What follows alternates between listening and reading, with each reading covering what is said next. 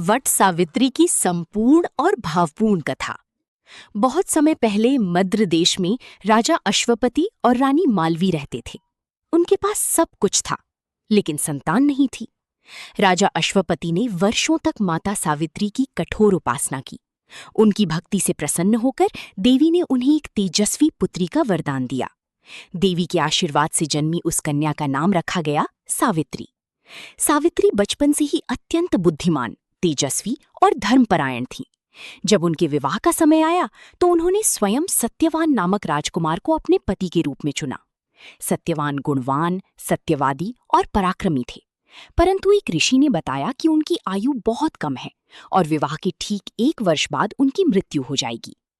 ये सुनकर भी सावित्री विचलित नहीं हुई। उन्होंने दृढ़ स्वर में कहा, मैंने एक बार सत्यवान को अपना पति मान लिया है, अब जीवन भर वही मेरे पति रहेंगे। उनके अटूट प्रेम और निश्चय के आगे सबको झुकना पड़ा और दोनों का विवाह हो गया। विवाह के बाद सावित्री अपने पति और सास ससुर के साथ वन में रहने लगी। वो सभी की सेवा करती और मन ही मन उस दिन की प्रतीक्षा करती रहीं जब सत्यवान की आयु पूरी होने वाली थी। जैसे जैसे वो दिन निकट आया, सावित्री ने कठोर व्रत और तपस्या शुरू कर दी। अंततः वो दिन आ गया। सावित्री ने व्रत रखा और सत्यवान के साथ जंगल गईं। सत्यवान लकड़ियां काट रही थी कि अचानक उनके सिर में तीव्र पीड़ा हुई। वे बरगद के विशाल वृक्ष के नीचे आकर सावित्री की गोद में लेट गए। कुछ ही क्षणों में उनके प्राण निकल गए। उसी समय यमराज प्रकट हुए और सत्यवान के सूक्ष्म शरीर को लेकर चल पड़े। सावित्री भी उनके पीछे पीछे चलने लगी। यमराज ने समझाया, अब लौट जाओ, ये संसार का नियम है। पर सावित्री ने विनम्रता से कहा, जहां मेरे पति हैं वही मेरा मार्ग है। सावित्री की बुद्धिमानी, धर्मनिष्ठा और पतिव्रता देखकर यमराज प्रसन्न हो गए। उन्होंने एक एक करके कई वरदान दिए।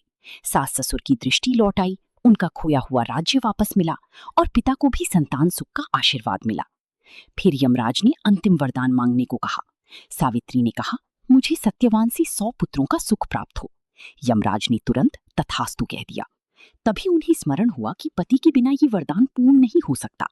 अपने वचन की रक्षा के लिए यमराज को सत्यवान की प्राण लौटाने पड़े।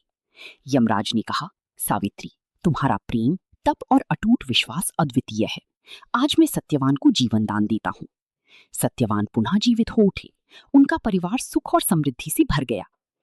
तभी से विवाहित महिलाएं बरगद यानी वट वृक्ष की पूजा करती हैं और अपने पति की लंबी आयु, सुख समृद्धि और अखंड सौभाग्य के लिए वट सावित्री व्रत रखती हैं। जय माता सावित्री, जय सत्यवान। सावित्री और सत्यवान की कथा में बरगद यानी वट वृक्ष का महत्व इसलिए आया क्योंकि मान्यता है कि जिस समय सत्यवान के प्राण निकले, उस समय वे बरगद के पेड़ के नीचे सावित्री की गोद में लेटे हुए थे। बरगद के पेड़ का महत्व।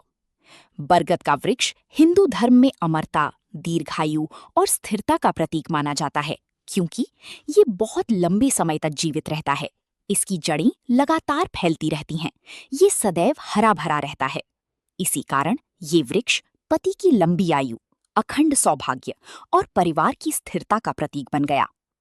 वट सावित्री व्रत में बरगद की पूजा क्यों?